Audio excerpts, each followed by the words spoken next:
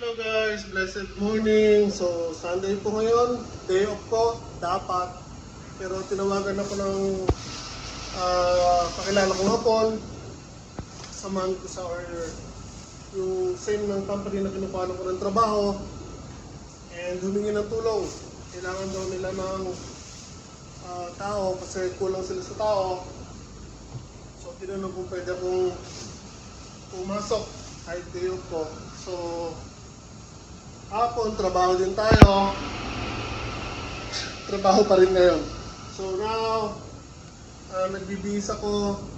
Nandun pa sila sa trabaho. So, tinawagan ako past 9.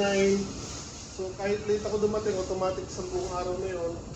Kasi tinawagan nila ako, day off ko. So, nasa trabaho pa sila or nasa site sila. I'm getting ready. Dito ako sa pahingahan. So, once matapos ako magbihis, punta na ako dun sa kanila.